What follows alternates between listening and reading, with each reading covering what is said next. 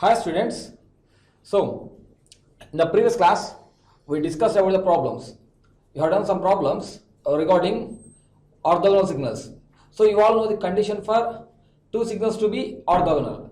Based on that condition you did some problems. So in the previous class we discussed about the problems on orthogonal signals. So before starting today's class I will ask you one question. So, what is the condition for two signals to be orthogonal? What is the condition for two signals to be orthogonal? Any one of you? Yeah.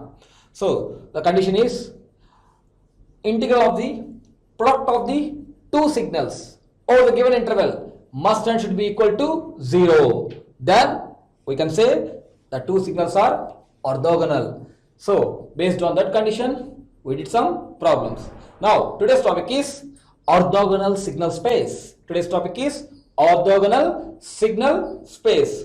So, what is orthogonal signal space? Simply, by the heading itself, we can say the space that is covered by the orthogonal signals. The space or the area that is occupied or covered by the orthogonal signals is nothing but orthogonal signal space. The space that is covered by the orthogonal signals is nothing but orthogonal signal space. For your better understanding, I will take three signals as examples. Let us consider three signals as examples. The signals are, let us take like this: x1 of t, x2 of t, and x3 of t. I am considering three signals: x1 of t, x2 of t, and x3 of t. These are the three signals which are mutually perpendicular to each other. These three signals are mutually perpendicular to each other. So I will show in a diagrammatic way like this. Let us take a three-dimensional view. Three-dimensional view. So this is the first signal x1 of t, and the second signal x2 of t, and third signal x3 of t. Okay. Now see, these three signals are mutually perpendicular to each other. So each one is perpendicular to the other one. These signals are called as orthogonal signals. The mutually perpendicular signals are called as orthogonal signals. So here, as shown in the diagram, the three signals x1 of t, x2 of t, and x3 of t are orthogonal signals. Now, this will represent the three-dimensional orthogonal space. This will represent three-dimensional orthogonal space. The diagram represents the three-dimensional orthogonal space. And these three-dimensional signals are mutually perpendicular to each other. That is, they are orthogonal. Hence, this is also called as orthogonal signal space. Three-dimensional signal space. Signal space, or simply the three-dimensional orthogonal signal space, because here the three signals are orthogonal signals. Okay. Now I can represent any signal lying in this space using this orthogonal space. I can represent any signal. You can take any other signal. Let us consider x of t is a signal. There is another signal x of t. If this x of t is lying here, I can represent that signal x of t. I can represent any signal lying in this space by the help of this orthogonal signal space. That is, by the help of these three mutually perpendicular signals. So I can represent any signal lying in this space using these three mutually perpendicular signals. That is that orthogonal signal space. Now, this is for your understanding. Let us consider if we have n signals. If you have n signals which are mutually perpendicular to each other. We have n signals which are mutually perpendicular to each other. Let us consider the signals are, let us consider x1 of t, x2 of t, x3 of t, so on, xn of t. So see, we have n signals which are mutually perpendicular to each other. That is, these n signals are orthogonal signals, and the space which are covered by all these n signals is nothing but the n-dimensional orthogonal signal space, or simply orthogonal signal space. So I can represent any signal with the help of these orthogonal signals. I can represent any signals with the help of this orthogonal signals. Okay, let us consider these signals are present in an interval t1 to t2. So these signals x1 of t, x2 of t, x3 of t and so on up to xn of t are present over an interval t1 to t2. Now I can represent any signal. Let us take f of t, x of t, any signal, okay, any signal in the interval t1 to t2 with the help of this n mutually perpendicular signals, or these n orthogonal signals, or by using this orthogonal signal space. So this is regarding the orthogonal signal space. So what is the purpose of this orthogonal space?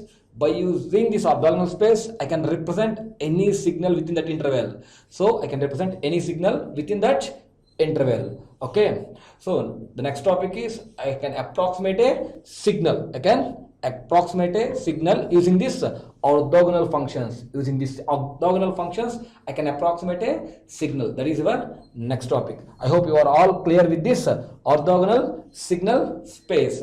So simply the space covered by the orthogonal signals is nothing but the orthogonal signal space. So using this orthogonal signal space, I can represent any signal. Okay, any signal. So any signal can be represented by taking the linear combination of these n mutually perpendicular signals, or n orthogonal signals. By taking the linear combination of these n orthogonal signals, I can represent any signal. So this is with respect to the orthogonal signal space. Next, we move on to the next topic, that is approximation of a signal using the orthogonal functions. Okay, yeah students, now I am moving on to the next topic, that is signal approximation using orthogonal functions.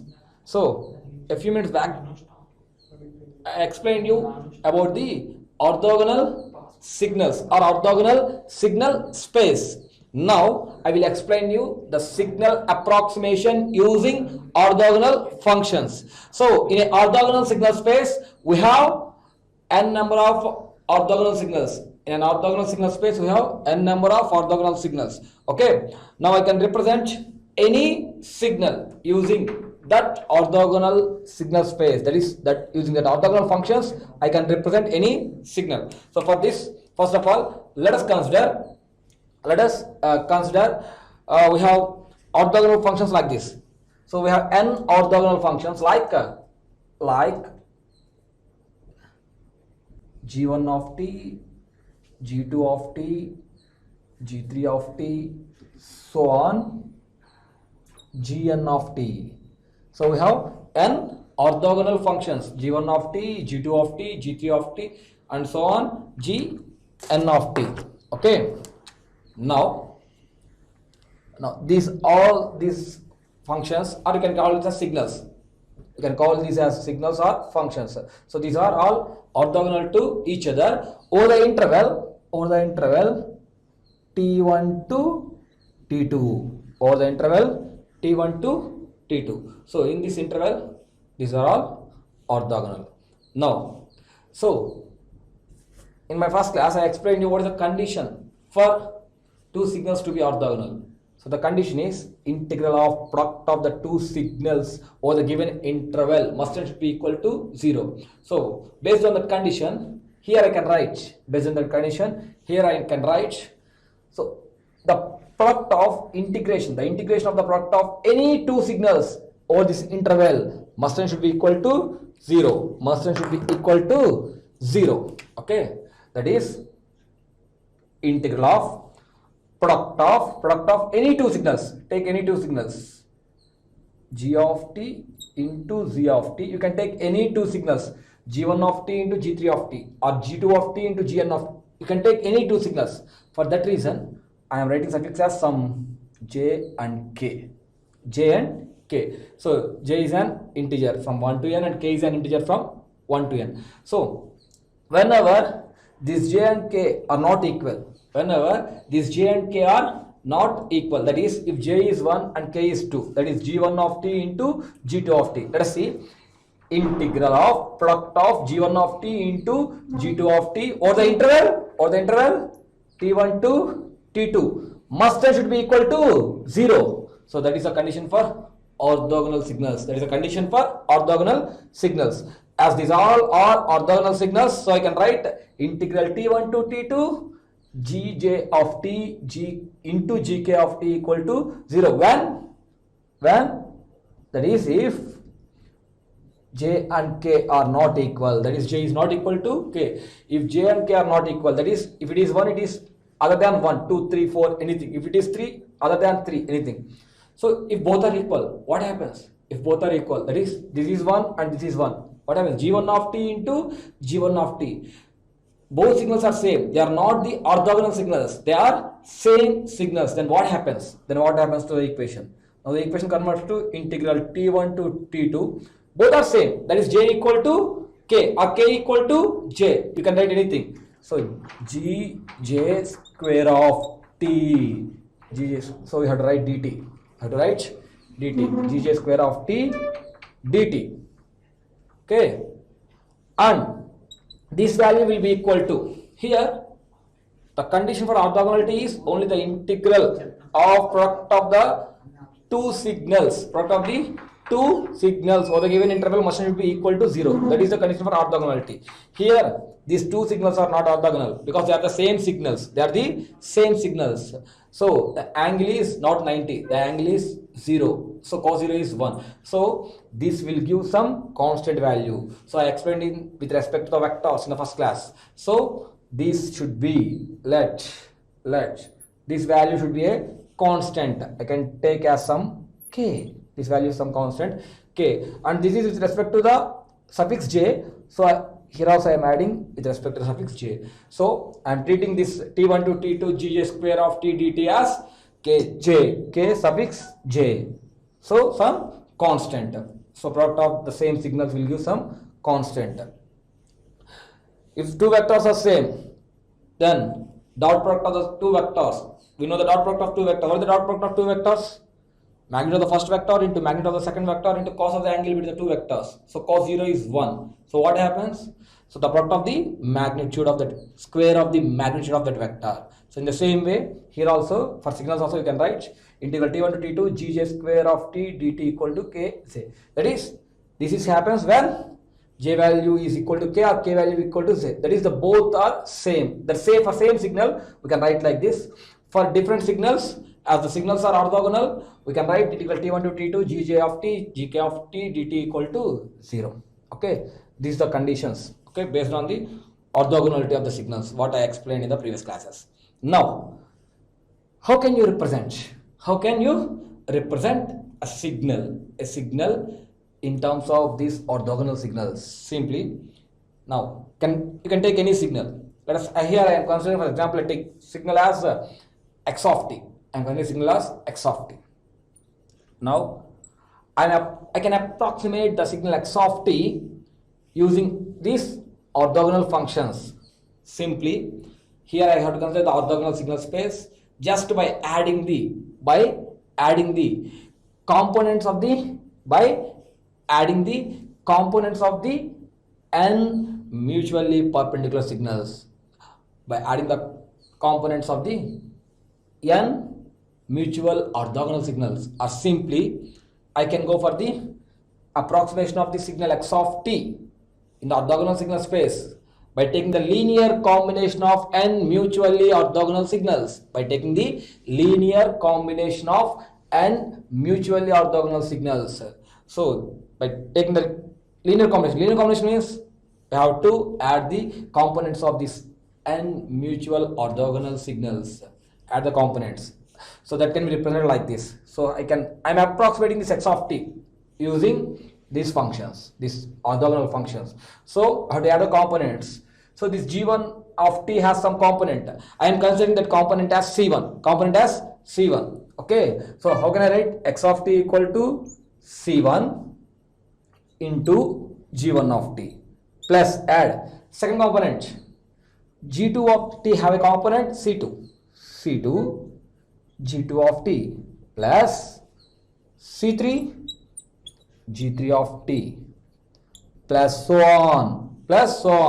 Last one is cn Gn of t, Cn Gn of t. So now an arbitrary signal x of t, an arbitrary signal x of t can be represented by using this orthogonal signal space. So x of t is approximated by using this orthogonal signals as linear combination of the n mutual orthogonal signals, that is adding the components of n mutual orthogonal signals like this. So x of t can be represented like this. So this is actually the approximate value. This is approximate value. If you want to get the exact value, how can I get the exact value? So you all know the approximation of one signal in terms of another signal. How can you approximate one signal in terms of another signal? Let us take x1 of t is the one signal and x2 of t is the another signal. How can you approximate x1 of t in terms of x2 of t? How can you approximate x1 of t in terms of x2 of t? Can approximate like this: x1 of t equal to some constant, there is a component c12 into x2 of t plus the error signal, xc of t. In the same way, if you want to get the exact approximation, I have to go for x of t equal to adding the components of their respective signals, xc1 g1 of t plus c2 g2 of t. So this is like this one. And last we have the error signal. So here also we will get the error signal as xc of t. So this is the perfect equation for representing the x of t. Or simply you can remove this. You can remove this, and here in place of equal to you can go for approximation. So x of t is approximately equal to c1 g1 of t plus c2 g2 of t and so on cn gn of t. So if you write in an exact manner by using the basic equation which I explained in the previous classes, so using the basic equation I can write that x of t, okay, I am representing an arbitrary signal using this orthogonal space. Okay, so here I am approximating the signal using this orthogonal functions, like I can approximate as x of t equal to c1 g1 of t plus c2 g2 of t plus c3 g3 of t plus so on cn gn of t plus xc of t. So simplify this. How can you simplify?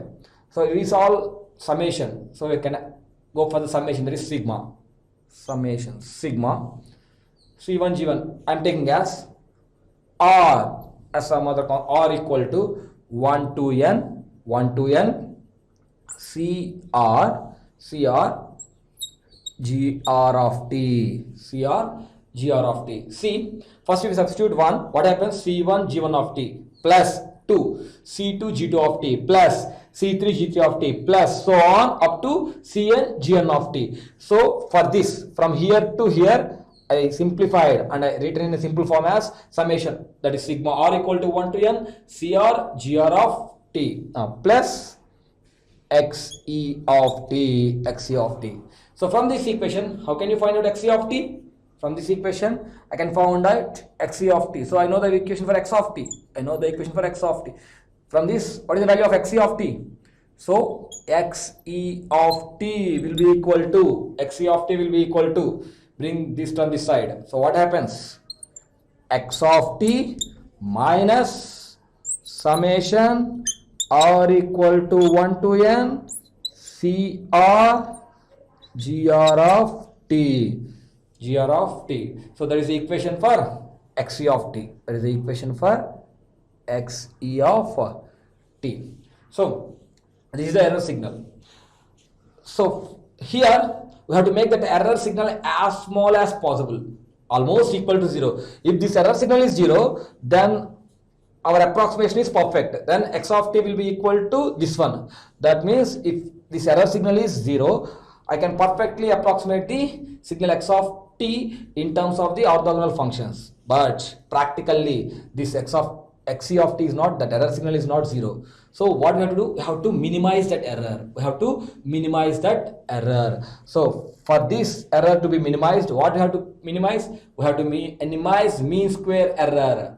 In the last class, we minimized the mean square error while finding the C12. In the same way, there is a constant only C12. For finding C12, I consider the mean square error and I minimize it. And I read a condition. So based on the condition, I find out the value of C12. In the same way, here we have the constant as C1, C2, C3 and so on. So we have to choose the values of all these constant, proper values of constant, such that they have to get the minimized value of this error, that is the minimized mean square error. And the mean square error, how mean of the squared error is represented with mean of the squared error is represented with mean of the square error with the letter, yeah, this one. So with this letter, so you can study as E or italic epsilon. Okay, so mean square error is represented with this letter, and that will be equal to, and that will be equal. Can anyone tell me what is the equation for mean square error? Simply, here the interval is from t1 to t2. So the mean square error will be given as 1 by t2 minus t1, 1 by t2 minus t1, integral t1 to t2 x e square of t dt, x square of t dt. So that is the value of that mean square error. So we have to get the minimized value of this value. So mean square error should be very less, then the approximation is perfect. For that we have to choose the values of the constant c1, c2, c3. So the proper values of c1 and c2, c3, so on, cn for minimizing the mean square error will be found by how can you find that? Will be found by differentiating. Here I am going for the partial differentiation because we have c1, c2, c3, so many constants. For that reason I am going for partial derivation. So in the previous, while finding c1, 2, you go on for the differentiation. Now we are going for partial differentiation. Okay, that's why instead of d I am using dou. Okay, so dou mean square error by dou the constant that is c1 equal to dou by dou c2 equal to dou epsilon by dou c3, so on. It will be equal to dou epsilon by dou cj, that will be equal to, so on, dou epsilon by dou cn, whose value will be equal to 0. So we have to choose the values of c1, c2, c3 just to minimize. Proper values of c1, c2, c3 and so on, cn will get. For the minimizing mean square error can be found out by this one, dou epsilon by dou c1 equal to dou epsilon by dou c2. So italic epsilon or there is nothing but differentiation of mean square with respect to c1, partial differentiation of mean square error with respect to c1, with respect to c2, with respect to c3, so on, with respect to cj and with respect to cn. For this I am considering one thing. So let us consider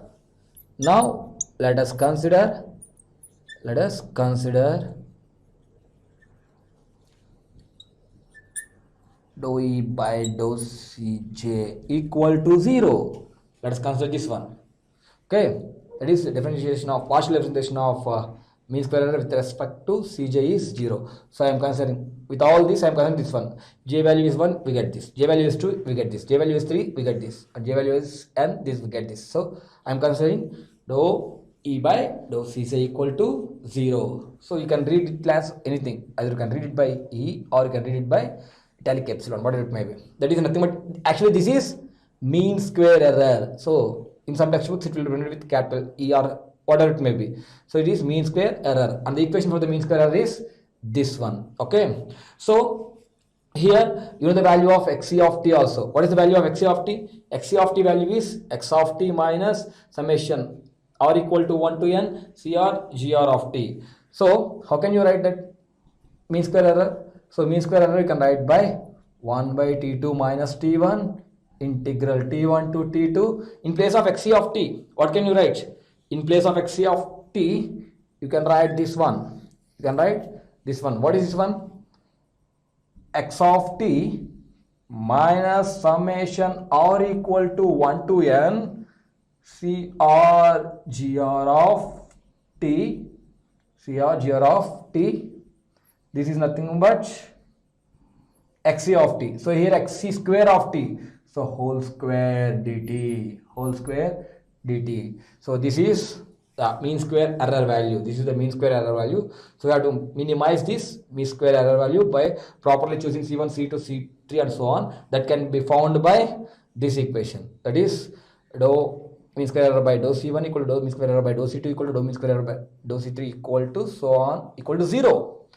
For that, I am considering the partial differentiation of mean square error with respect to Cj equal to 0. So I have to consider that equation. So everyone will know the mean square error. So this is the equation for mean square error. This is the equation for mean square error, and we have to differentiate that to partial differentiation. We have to go for the partial differentiation of this mean square error with respect to Cj and equate that to 0. Then you can get the values of C1, C2, C, the constant value. That is, you can get the value of Cj for minimized mean square error, for very less mean square error. So first, what we have to do here, we have to differentiate. We have to go for partial differentiation. Why we are going for partial differentiation? Simply we have C1, C2, C3, so many terms. So while going for C1, keep all the remaining terms as constant. While going for C2, keep all remaining terms as constant. For that reason, we are going for partial differentiation. So partial differentiation of mean square error with respect to Cj, we have to find out and make that value equal to 0. Then cut the values of Cj, which will give the minimized value of this mean square error. Then the signal approximation will be perfect. Almost the signal approximation is equal. Okay. So now we move on to the topic. We will continue this by this equation, that is partial differentiation of mean square error with respect to Cj. We have to find out this value and we have to make that value equal to 0. Okay, 0. Students, continuation of the problem. So partial differentiation of mean square error with respect to Cj is equal to 0. So this is the condition. Okay, to get the values of Cj, for minimum mean square error. Okay, for the minimum mean square error, to get the values of Cj, this is the condition. Okay, I already explained you. Now in this, the mean square error value will be equal to 1 by T2 minus T1 integral T1 to T2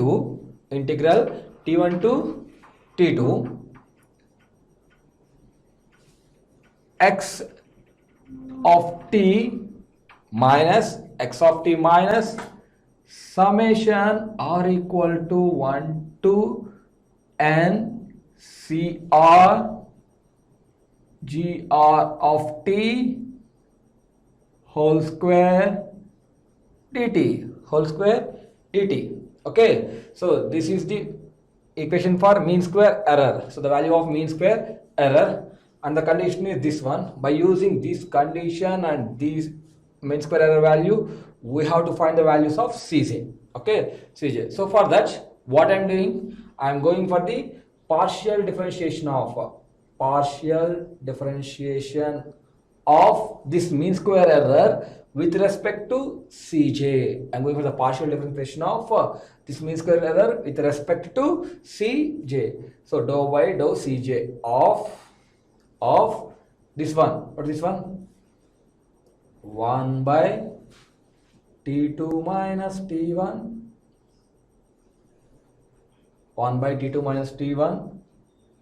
integral T1 to T2 x of t minus summation r equal to 1 cr gr of t whole square dt. Clear? Yeah. So this is a one, and this is a partial differentiation of our mean square error with respect to Cj, and that value will be equal to 0 for finding the values of Cj according to the above condition. Okay, according to the above condition. Now expand this one. So see this, consider this as a and consider this as b. A minus b whole square. So simply the formula for a minus b whole square is a square minus 2ab plus b square. Okay. Now that implies dou by dou cj into 1 by t2 minus t1 integral of, actually this is for complete integral, this is for complete one. Okay, yeah, for complete one. Right, now you can also write like this, into integral t1 to t2 a minus b whole square. A first, this is a square is x square of t. Okay, x square of t minus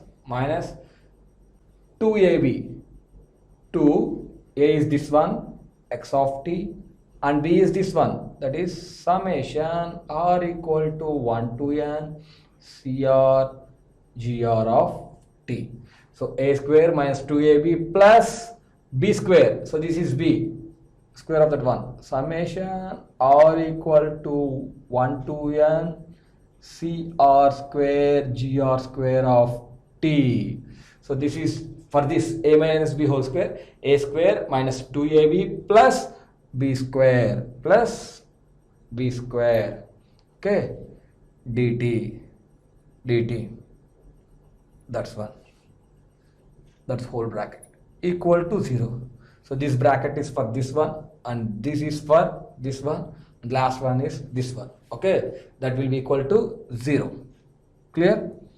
Now see, 1 by t2 minus t1. Here the t2 minus t1 are nothing but the constants. So constants, we can bring them outside. And we can separate this integration of a plus b plus c dt equal to integration a dt plus integration b dt plus integration c dt. So here there is a combined one. I am separating individually, like integration of a plus b plus c dt equal to integration a dt plus integration b dt plus integration c dt. Okay, and before that I'm bringing this outside because this is a constant. Here we are partially differentiating with respect to cj. There is no term of cj, so I can bring this as outside, is constant. So I can write as 1 by t2 minus t1 into dou by dou cj of yeah. Now start it done. Integral t1 to t2, first one x square of t dt, I separate this one. Next, minus integral t1 to t2, 2 into x of t into summation r equal to 1 to n cr gr of t dt. Clear? Plus again integral t1 to tt, that is like integral a dt plus integral b dt plus integral c dt. Okay, so summation r equal to 1 to n cr square gr square of t dt. Okay, so for this is the limit. Okay, so for this is for this one, and again for this I have to keep another one like this. Okay, and that will be equal to 0 according to our given condition. Clear? Now here what I have to do here, changing the order of integration and differentiation. So changing the order. So I am taking the partial derivations inside and this has outside, changing the order. Now changing the order of integration and differentiation, changing the order of integration and differentiation. So before that, this is the whole term. This is the whole term is multiplied by 1 by t2 minus t1. If this t2 minus t1 goes to right hand side, that should be multiplied with 0. So 0 into t2 minus t1 is 0. So I'm taking this to that side, then it will give as 0. So for that reason I'm starting from here. So here what I have to do, I have to change the order of integration and differentiation. That means I have to bring this to the inside of integration, inside of integration, inside of integration. So I have to bring that partial differentiation into inside of integrations. Okay, now for that what happens, see this equation, how the equation changes. First the equation changes to integral t1 to t2, integral t1 to t2 dou by dou cj of x square of t dt minus, see this one. So we bring this one, and this dou by dou cj is to whole complete 3 terms. So for each and every term I have to bring this dou by dou cj inside. So next minus integral t1 to t2 dou by dou cj of 2 into x of t into summation r equal to 1 to n cr gr of t dt plus, in the similar way, third one, integral t1 to t2 dou by dou cj of summation r equal to 1 to n cr square into gr square of t dt. Hold this one, and that complete one will be equal to 0. The whole thing will be equal to 0. Actually I have to write 0 into t2 minus t1, so which is nothing but 0, because we are bringing that side to that one. So that is nothing but our 0. So this is the equation. Now observe this equation. Now observe this equation. See, in the first integration term, we have dou by dou cj of x square of t. That is, we are going for the partial differentiation with respect to cj. That means only the terms with cj are treated as a variable terms, and all other remaining terms are treated as constants. Here we have x square of t. That means here we are going for the differentiation with respect to cj. That means x square of t we have to treat as constant. That is, dou by dou cj of constant is 0. That is, the derivative is 0. Okay.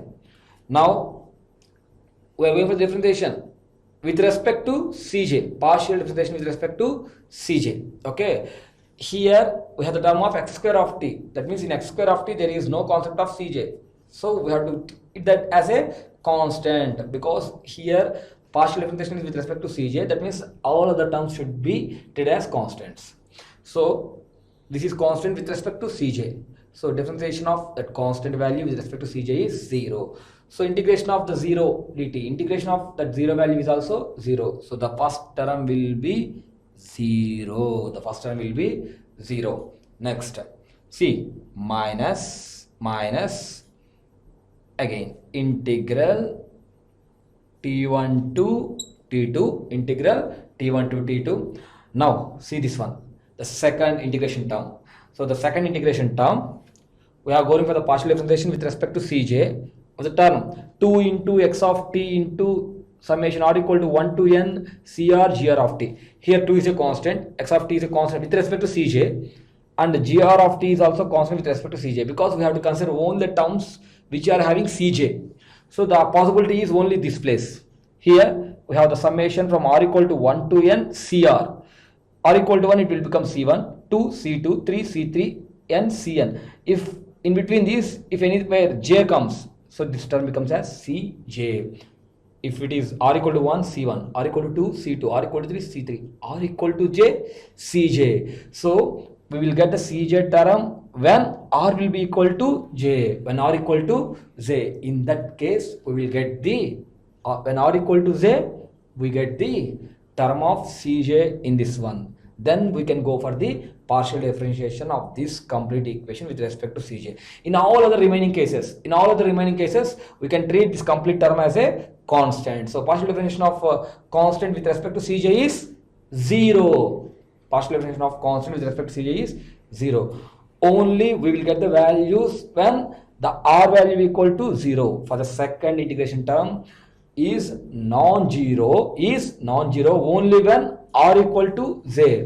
In all other remaining cases, that is r is not equal to z, in all other remaining cases the complete term is constant with respect to Cj. So the partial differentiation of the constant with respect to Cj is 0. So for that reason I have to choose only one constraint, that is which constraint? R equal to z. So we have to go for only r equal to z.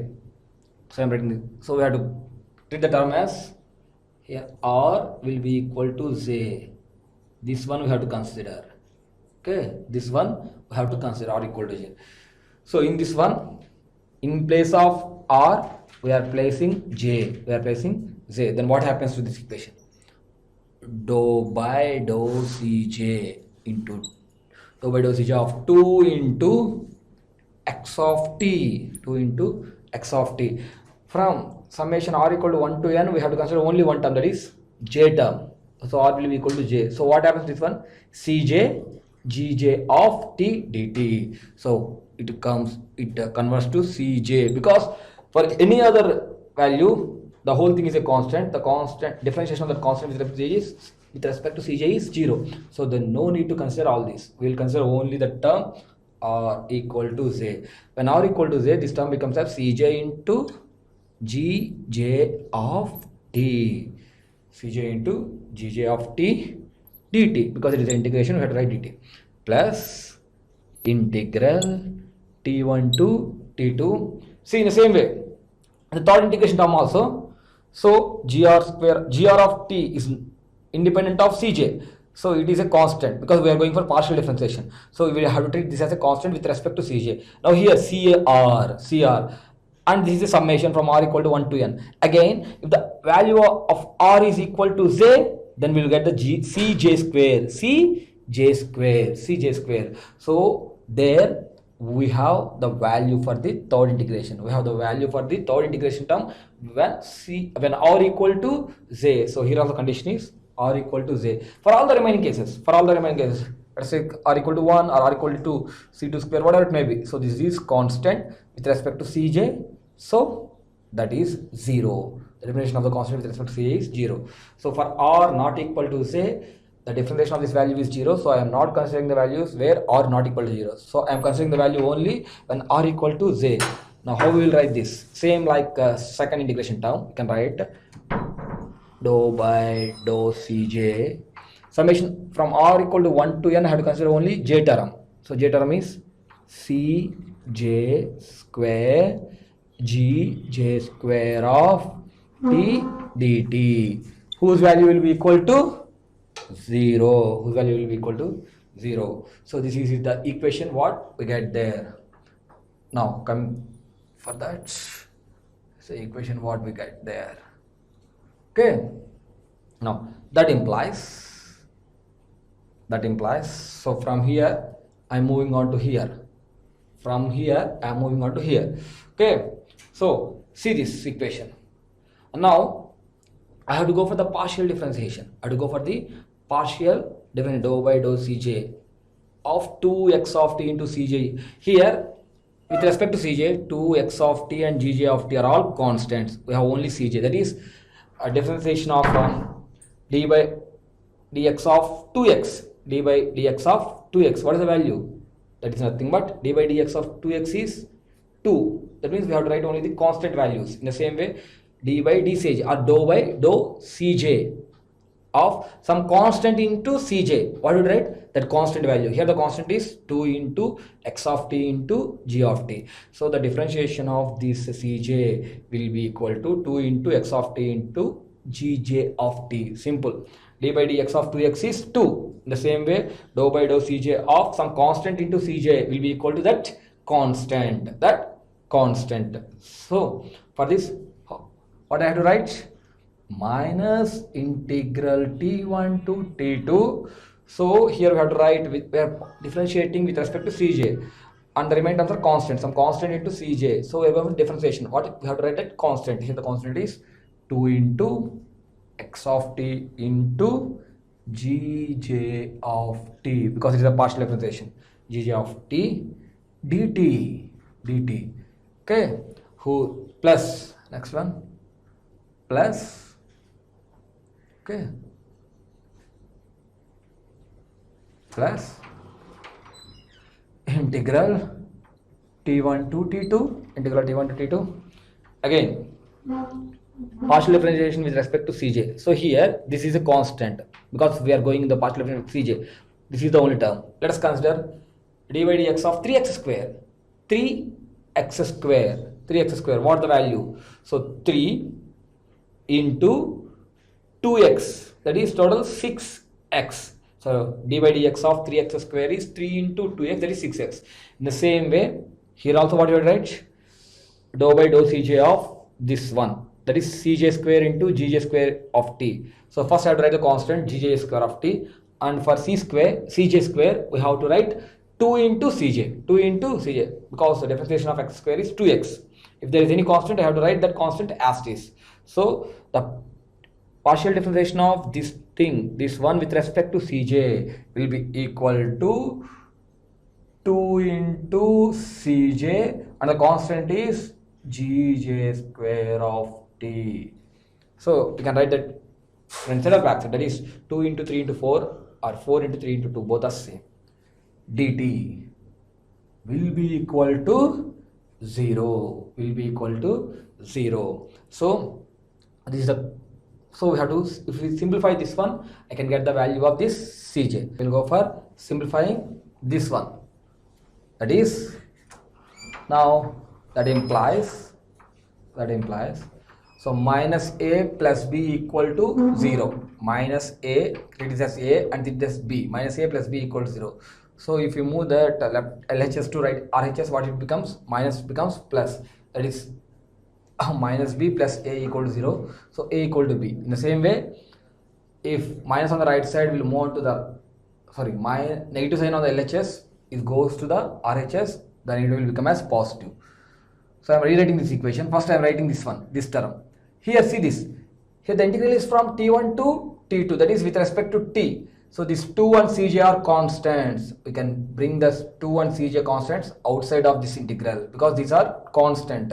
So there is no value of t in this one. So this equation will be written as 2 into Cj, because these two are constant. So I am taking outside 2 Cj integral t1 to t2 Gj square of t dt. Okay, that will be equal to, now the minus sign on LHS moves to the RHS, so that will become as plus. Again plus, so no need to write plus. Here also this 2 is a constant, and we have to keep x of t inside because integration is with respect to t. So we have to keep x of t and Gj of t both inside the integration and bring out 2 outside. So that will be equal to 2 into integral t1 to t2 x of t Gj of t dt. Okay, simple. Now these 2 on both sides will get cancelled. 2 on both sides will get cancelled. Now I need the term Cj. So we did all this for finding the value of this Cj. So we did all this for finding of the value of Cj. Finally the value of Cj will be equal to, the value of Cj will be equal to integral t1 to t2 x of t Gj of t dt whole divided by integral t1 to t2 Gj square of t dt. So this is the final value of Cj. So if you choose Cj with these values, then the mean square error will be very minimum. Here the mean square error is minimum by choosing the value of Cj with the help of this equation. So we did is We did all this for finding the value of Cj. So this is the value of Cj. Remember this value of Cj. We will get the value of the Cj in coming classes also. Okay. Now, simply here, what is the value of this one? We consider this with some letter at the starting of the class. At the start of the class, integral t1 to t2 gj square of t dt. We are considered with a letter. What is that letter? So k suffix j. So this will be a constant that will be equal to k suffix j. So we know that one integral t1 to t2 gj square of t dt. We consider at the beginning as this one as k suffix j. So this equation can be changed to, now what will be the value of Cj? Cj will be equal to, now the value of Cj will be equal to the value of Cj integral t1 to t2 x of t gj of t dt whole divided by integral. So there is no need to write this integral because I already know the value of integral t1 to t2 gj square of t dt as k suffix j. So I can write k suffix j. So this is the one. For simplification, we can write it as Cj equal to 1 by k suffix j into integral t1 to t2 x of t gj of t dt. So you can write like this. So this is the final value. So Cj will be equal to 1 by kj into integral t1 to t2 x of t gj of t dt. So this, by using this, I can approximate, okay, signal with the help of orthogonal functions. So this is signal approximation using orthogonal functions. This is the complete concept regarding the signal approximation using orthogonal functions. Okay, so from this you can go for the summary also. From this you can go from the summary. So now what we explained up to now, go for the summary. Up to now we gone for only the signal approximation using orthogonal functions. For that I had taken n orthogonal functions, a set of n orthogonal functions as g1 of t, g2 of t, so on, gn of t. I had considered n orthogonal functions over the interval t1 to t2, for the interval t1 and to t2. So I consider a set of n mutually orthogonal functions over the interval t1 to t2, and an arbitrary signal x of t will be approximated using this n orthogonal functions over the interval t1 to t2. Now an arbitrary signal x of t in the interval t1 to t2 can be approximated by the linear combination of n mutually orthogonal functions,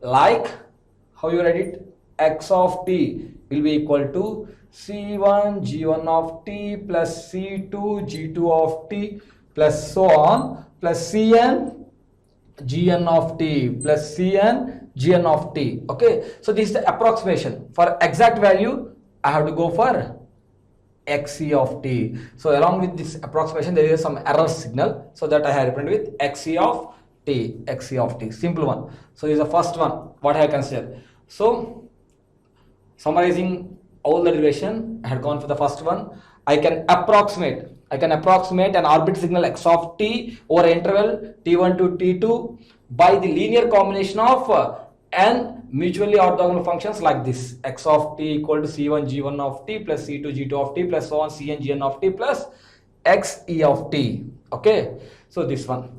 And next one, so here we have to find out the values of c1, c2 and so on, cn. So I am considering we have to find out all these values for very small value of this xc of t. So we have to minimize the error. If the error is very small, then the approximation is perfect. then the approximation is perfect. So we have to get the minimized value of mean square error. To get the minimized value of mean square error, we have to choose the values of C1, C2, C3 according to the equation this one. So we have to choose the values of C1, C2, C3 and so on. That is Cj, where j equal to 1 to n, C1, C2, C3. We have to choose according to the equation. Cj equal to integral t1 to t2 x of t gj of t dt by integral t1 to t2 gj square of t dt. So these are the two things what we derived in this class. So this is the class about signal approximation using the orthogonal functions. Okay, so using this, in the next class we will move on to the mean square error.